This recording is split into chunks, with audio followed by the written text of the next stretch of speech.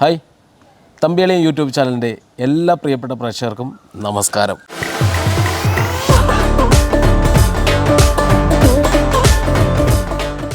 ഇന്ന് നമ്മൾ പരിചയപ്പെടാൻ പോകുന്നത് മിമിക്രി വേദിയിൽ തൻ്റേതായ ഒരു ശൈലി സമ്മാനിച്ച ഒരു കലാകാരനെയാണ്. ഒരുപാട് മിമിക്രി സ്റ്റേജ് പ്രോഗ്രാമുകളിലൂടെ നിങ്ങൾക്ക് സുപരിചിതനായ അനുഗ്രഹീത കലാകാരൻ, കൂടുതലൊന്നും പറയുന്നില്ല, സതീഷ് ഒളേരി നമുക്ക് പരിചയപ്പെടാം. എന്തായാലും ഈ തമ്പിളിയൻ കഴിഞ്ഞില്ല അമ്പോ ഇനിയും താരങ്ങളിലേക്ക് ശബ്ദം കേൾക്കാനുണ്ട്. എനിക്കും ഒരു പാറുണ്ടെങ്കിൽ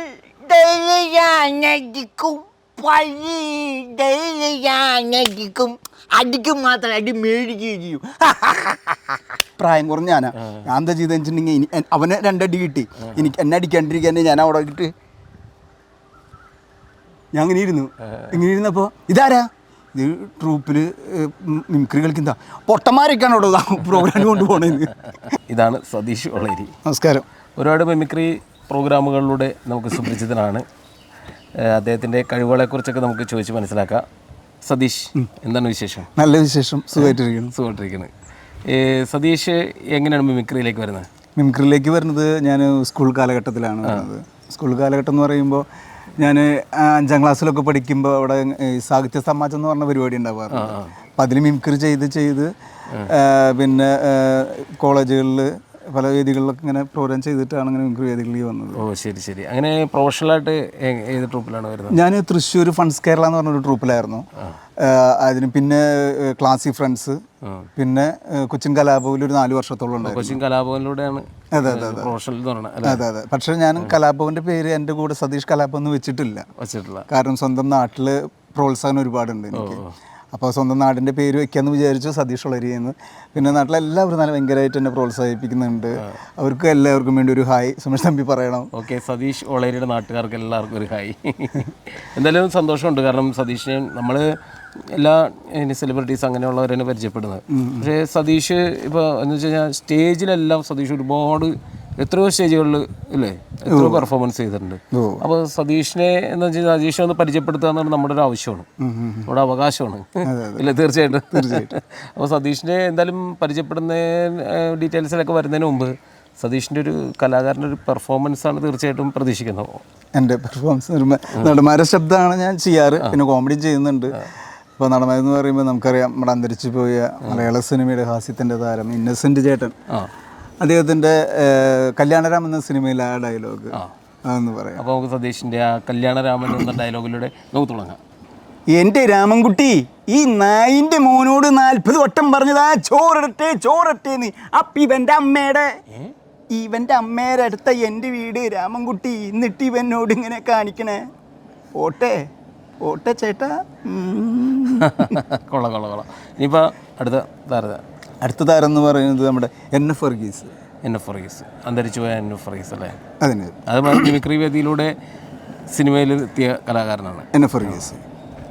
അപ്പോൾ പറഞ്ഞത് കേട്ടതുപോലെ തന്നെ ആളിത്തിരി ഹറാമ്പറുപ്പ, ഇത് റഫദാൻ അല്ലടോ. ദാണ്ടേ ഇനി ഇവിടെ അങ്ങോട്ട് നിന്നോട് സംസാരിക്കുന്നത് ചുമ്മാ 5 മുക്കിൽ പെഗ് ജോണി വാക്കറിൻ്റെ വാറല്ല, സാക്ഷാൽ ലാഹേൽ എന്ന സീസണിൻ്റെ പൊളിറ്റീഷ്യനായിട്ടാ. ഡവ്വേ നാറി, നിൻ്റെ മൂക്കിൻ്റെ താഴെയുള്ളി പൂട്ടിട്ടില്ല.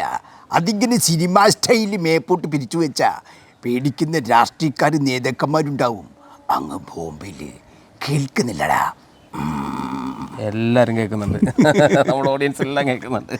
അല്ല സതീഷ്, കലാഭവനിലേക്ക് വരുന്നത് എങ്ങനെയാണ്? കലാഭവനിലേക്ക് പ്രോഗ്രാം ചെയ്തു തുടങ്ങിയെന്ന് പറഞ്ഞു കഴിഞ്ഞിട്ടുണ്ടെങ്കിൽ എൻ്റെ ഒരു പ്രോഗ്രാം, ഞങ്ങളുടെ ഒരു പ്രോഗ്രാം കണ്ടിട്ട് വിളിച്ചതാണ് അങ്ങനെ. ഓ ശരി. അങ്ങനെ പിന്നെ സ്ഥിരമായി ഒരു 4 വർഷം അടുപ്പിച്ച് പ്രോഗ്രാം ചെയ്തു. അതെ. പിന്നെ ഒരുപാട് ഗൾഫ് പ്രോഗ്രാമുകളിൽ പോകാൻ പറ്റി. അങ്ങനെ അല്ല, ഏതൊരു കലാകാരൻ്റെ ആ വലിയൊരു ആഗ്രഹമാണ് കൊച്ചിൻ കലാഭവനിൽ എത്തുക എന്നുള്ള ഒരു മിമിക്രി കലാകാരൻ എന്ന് പറഞ്ഞാൽ ആദ്യം തന്നെ അവർ എന്താണ് പണ്ടത്തെ ആഗ്രഹം എന്ന് വെച്ച് കഴിഞ്ഞാൽ കലാഭവനിൽ കയറുക എന്നുള്ളതാണ്. അതെ തീർച്ചയായും. അപ്പോൾ എന്തായാലും സതീഷ് അത് സാധിച്ചിട്ടുണ്ട്. കലാഭവനിൽ 4 വർഷം സഹകരിക്കാൻ പറ്റി അല്ലേ? അതെ. പിന്നെ ചാനലിൽ എങ്ങനെയാണ്? ഏത് പ്രോഗ്രാം? ചാനലിൽ ഞാൻ വഡാഫോൺ കോമഡി സ്റ്റാർസ്, അതുപോലെ തന്നെ മഴവിൽ മനോരമയിലെ കോമഡി ഫെസ്റ്റിവൽ, ഫ്ലവേഴ്സിലെ കോമഡി ഉത്സവം, കോമഡി മിമിക്സിന് ഞാനും അങ്ങനെ ഒരുപാട് പ്രോഗ്രാംസ് ചെയ്തിട്ടുണ്ട്. അപ്പോൾ ഇനിയും സതീഷിന് എനിക്ക് അറിയാവുന്നിടത്തോളം സതീഷിൻ്റെ കോമഡി കഥാപാത്രങ്ങളൊക്കെ നല്ല ഗംഭീരമായിട്ട് ചെയ്യുന്ന ആർട്ടിസ്റ്റാണ്. സതീഷിന് പറ്റിയ ക്യാരക്ടറുകളൊന്നും വന്നിട്ടില്ലെന്നാണ് എൻ്റെ ഒരു അഭിപ്രായം. തീർച്ചയായിട്ടും ഒരുപാട് ക്യാരക്ടറുകൾ ചെയ്യാൻ പറ്റട്ടെ എന്നാഗ്രഹിക്കുകയാണ്. അപ്പോൾ നമുക്ക് അടുത്ത താരത്തിലേക്ക് കടക്കാം അല്ലേ? അതെ, നമ്മുടെ വിനായകൻ ചേട്ടൻ്റെ ശബ്ദം. വിനായകൻ ഇപ്പോൾ ട്രെൻഡിങ്ങിലാണ്. അതെ, അദ്ദേഹത്തിൻ്റെ ജയിലർ എന്ന സിനിമയിലെ വോയിസും കമ്മട്ടിപ്പാടം എന്ന സിനിമയിലെ വോയിസ് രണ്ട് വ്യത്യാസമാണ്. ഓക്കെ. അതിൽ ജയിലർ എന്ന സിനിമയിൽ എന്താ സാറ് മനസ്സിലായോ, സെമ്മമിതി എന്നാ പവർ മനസ്സിലായോ. അദ്ദേഹം കമ്മട്ടിപ്പാടം എന്ന സിനിമയിൽ വന്നപ്പോൾ ബാലൻ ചേട്ടൻ്റെ ചുമ്മാ മാങ്ങാത്തൊടി വർത്താനം പറയുന്നേ കഴിഞ്ഞ വണ്ടത്തറ അച്ഛനെ കിട്ടില്ല ടൂളാണല്ല ഒന്നും പറയാനില്ല. അച്ഛൻ്റെ അടുത്ത് വന്നപ്പോൾ ഞാൻ സേഫായി, ഒന്നും പേടിക്കാനില്ല. അങ്ങനെ അടിപൊളി. അപ്പോൾ സതീഷിൻ്റെ ഇതൊന്നുമല്ല, ഒരുപാട് താരങ്ങളുണ്ട്. വേറെ നമുക്ക് രണ്ട് താരങ്ങളുടെ കൂടെ കേൾക്കാം. ഹരിശ്രീ അശോകൻ. ചപ്പാത്തി കഴിക്കാറില്ല, ചോറാണ് ഉണ്ടത്, അതുകൊണ്ടാണ് കാലാന്ന് പറഞ്ഞപ്പോ വേണ്ട വേണ്ട എന്ന് പറഞ്ഞത്. മുതലല്ലേ ഈ പാണ്ടിപ്പടാ അത് കേട്ടിണ്ട കേക്കണായിരുന്നു. ഈ കർപ്പയ്യ അത് കേട്ടിണ്ട കേക്കണായിരുന്നു. കടിയിലേ പോയിട്ട് കണ്ണീര് കുടിക്കായിരുന്നു. ഒരു സോഡ പോലും കുടിക്കാൻ പറ്റാഞ്ഞ് തിരുമ്പ പണി ചെയ്യാൻ ഞാനത് കുപ്പി തന്ന പൂത എൻ്റെ അമ്മ നിൻ്റെ അമ്മ.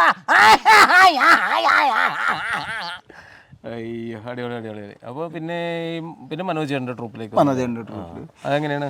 മനോജേട്ടൻ്റെ ട്രൂപ്പിൽ വരാൻ കാരണം വേറൊരു സതീഷും കൂടി ഉണ്ടായിരുന്നു. നമ്മുടെ പട്ടിക്കാടുള്ള സതീഷ്. അപ്പോൾ ഞങ്ങൾ തൃശ്ശൂർ ഒരു പ്രോഗ്രാം കളിച്ചുകൊണ്ടിരിക്കുമ്പോൾ മനോജേട്ടൻ അന്ന് ഒരു പ്രോഗ്രാം കാണാൻ വന്നിരുന്നു, അവരുടെ ട്രൂപ്പ്. അപ്പം അന്നങ്ങനെ കണ്ട എൻ്റെ കോമഡി കണ്ടപ്പോൾ ആൾ പറഞ്ഞു, എന്നോട് പറഞ്ഞു ഞങ്ങൾ കൊച്ചി നവോദയയിൽ സഹകരിക്കാൻ പറ്റുമെന്ന് ചോദിച്ചു. അങ്ങനെ സിക്ക് സജീവ് എന്ന് പറഞ്ഞൊരു ആർട്ടിസ്റ്റ്. അപ്പോൾ ആള് പറഞ്ഞു എനിക്കൊക്കെ അറിയുന്നതാണ് സതീഷ്, ഞങ്ങൾ ഒരുപാട് പ്രോഗ്രാം ചെയ്തിട്ടുണ്ട് എന്ന് പറഞ്ഞിട്ട് ഞാൻ അങ്ങനെ നവോദയയിൽ വന്നു. നവോദയയിൽ ഒരു 13 വർഷമായി ഇപ്പോൾ.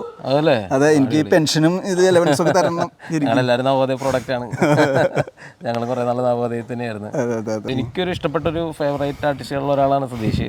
കാരണം സതീഷിൻ്റെ എന്താണ്, സതീഷിന് നമ്മൾ ഒരുമിച്ച് പ്രോഗ്രാം ചെയ്യുമ്പോൾ നല്ല കംഫർട്ട് സോണാണ് സതീഷിൻ്റെ കൂടെ പ്രോഗ്രാം ചെയ്യാൻ. എന്തായാലും നല്ല കോമഡികളാണ് നിങ്ങൾ എന്താ പറയുക പ്രശ്നം. ഞാനൊന്ന് ഒരു കാര്യം പറയാം, സതീഷിനെ ഒന്ന് പരിചയപ്പെടുത്തിയെന്ന് വെച്ച് കഴിഞ്ഞാൽ അത്ര ഒരു ഗംഭീര ആർട്ടിസ്റ്റിനെ നമുക്കൊന്ന് ഇതിലൂടെ നമ്മുടെ ചാനലിലൂടെ ഇൻട്രൊഡ്യൂസ് ചെയ്യാൻ ഒരു ഇൻ്റർവ്യൂ ചെയ്യാന്നൊക്കെ പറഞ്ഞാൽ അതൊരു കാര്യം തന്നെയാണ്. അതുകൊണ്ടാണ് ഞാൻ തീർച്ചയായിട്ടും സതീഷിനെ വിളിച്ചതും. എന്തായാലും ഈ തമ്പിളിയൻ കഴിഞ്ഞില്ല അമ്പോ, ഇനിയും താരങ്ങളിലേക്ക് ശബ്ദം കേൾക്കാനുണ്ട്. ഞാൻ പറഞ്ഞു തന്നെ ഉള്ളൂ. പിന്നെ ചെയ്തു തരുന്നത് മറ്റേ ജാഫർക്ക് കലാപുള്ള സമയത്ത് ജാഫർക്കാരുടെ മുമ്പിലൊക്കെ വെച്ചിട്ട് അദ്ദേഹത്തിൻ്റെ ശബ്ദം ചെയ്തിട്ടുണ്ട്. അദ്ദേഹത്തിൻ്റെ നമ്മുടെ സൂര്യ ടി വിയിൽ 8 സുന്ദരികളും ഞാനും എന്ന സീരിയലിലൂടെ ആ മീശുവിടെ പകുതി ജാഫർ സിംഗ് അതിൻ്റെ ജാഫർക്ക. പടച്ചോനെ, പാവങ്ങൾക്ക് വേണ്ടി എന്തെങ്കിലുമൊക്കെ കൊടുക്കാനായിട്ട് ഞാനോട് ഓരഞ്ച് 5 10 30 ഓറഞ്ചോ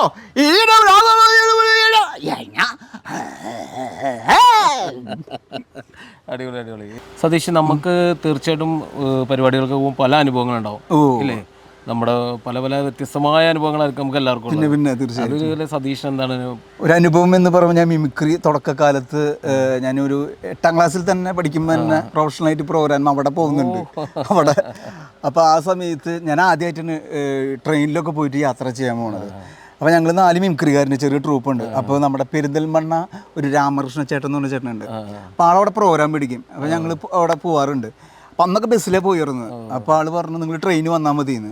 അപ്പോൾ ഞാൻ ഈ നമ്മുടെ തൃശ്ശൂർ റെയിൽവേ സ്റ്റേഷൻ്റെ അവിടെ PNT ക്വാർട്ടേഴ്സ് എന്ന് പറഞ്ഞൊരു ക്വാർട്ടേഴ്സ് ഉണ്ട്. അപ്പോൾ അവിടെ ഞങ്ങൾ തലേ ദിവസം പുലർച്ചെ ഒരു 6 മണിക്കാണ് ട്രെയിൻ പോകുന്നത് പെരിന്തൽമണ്ണയിലേക്ക്. അപ്പോൾ രാവിലത്തെ ട്രെയിനിൽ പോകണം. അപ്പോൾ ഞങ്ങൾ അവൻ്റെ വീടിൻ്റെ അവിടെ PNT ക്വാർട്ടേഴ്സിൽ കിടന്നുറങ്ങിയിട്ട് ഞങ്ങൾ 4 പേര് കിടന്നുറങ്ങിയിട്ട് സമയം ഞങ്ങൾ ഉറങ്ങിപ്പോയി. ട്രെയിനിൻ്റെ അതേ സമയമായപ്പോഴാണ് ഞങ്ങൾ എണീറ്റത്. വേഗം റെയിൽവേ സ്റ്റേഷനിലേക്ക് ഓടി അവിടെ കിടക്കുന്ന ട്രെയിനിൽ കയറിയിരുന്നു. അപ്പം നല്ല ഉറക്കക്ഷീണമുണ്ട്. അപ്പം ഞങ്ങൾ ഇങ്ങനെ കിടന്ന് ഉറങ്ങിപ്പോയി.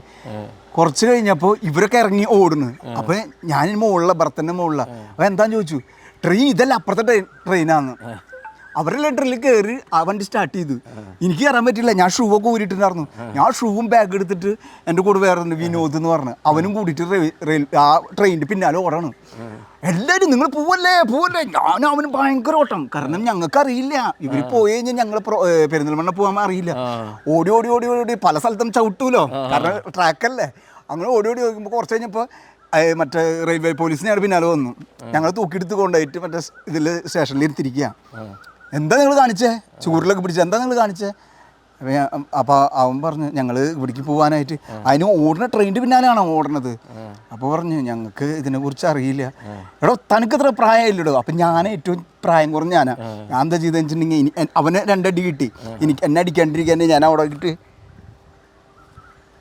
ഞാൻ ഇങ്ങനെ ഇരുന്നപ്പോൾ ഇതാരാ, ഇത് ട്രൂപ്പിൽ മിമിക്രി കളിക്കുന്ന പൊട്ടന്മാരൊക്കെയാണ് അവിടെ പ്രോഗ്രാം കൊണ്ടുപോകണത്. എൻ്റെ ഈ പല്ലും ഞാൻ അങ്ങനെ ഇരുന്നതേ,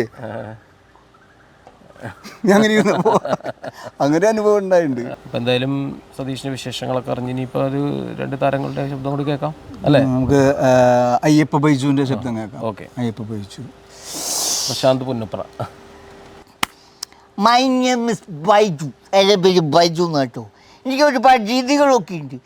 എനിക്കും ഒരു ബാറുണ്ടെങ്കിൽ ഡെയിലി ഞാനടിക്കും, പള്ളി ഡെയിലി ഞാനടിക്കും, അടിക്കും മാത്രം അടി മേടിക്കുകയും ചെയ്യും. അടിപൊളി അടിപൊളി. നമസ്കാരം. എന്തായാലും സതീഷ് സന്തോഷം. കാരണം കുറച്ച് നേരമെങ്കിലും സതീഷിൻ്റെ എന്താ പറയുക താരങ്ങളുടെ ശബ്ദവും സതീഷിനൊന്ന് പ്രേക്ഷകർക്കൊന്ന് പരിചയപ്പെടുത്താനും സാധിച്ചതിൽ ഒരുപാട് സന്തോഷം. അപ്പോൾ തുടർന്നും സതീഷിന് നല്ല നല്ല വേദികളും നല്ല നല്ല സിനിമയിലും ഒരുപാട് അവസരങ്ങൾ എല്ലാം ലഭിക്കട്ടെ എന്ന് ഞാൻ പ്രാർത്ഥിക്കുകയാണ്. സതീഷ് എന്താ പറയാനുള്ളത്? പിന്നെ എന്നെ ഇതിൽ വിളിച്ച നമ്മുടെ സുമേഷ് അളീന് എൻ്റെ ഹൃദയം നിറഞ്ഞ നന്ദി. എന്തായാലും ഈ യൂട്യൂബ് ചാനൽ വളരെ വലുതായി ഒരു എന്താ പറയുക വലിയൊരു മഹാസംഭവമാവട്ടെ എന്ന് പ്രാർത്ഥിക്കുകയാണ്. എല്ലാവർക്കും നന്ദി, നമസ്കാരം. വീണ്ടും നമുക്ക് അടുത്ത എപ്പിസോഡിൽ മറ്റൊരു താരത്തെ പരിചയപ്പെടാം. അതുവരേക്കും നമസ്കാരം.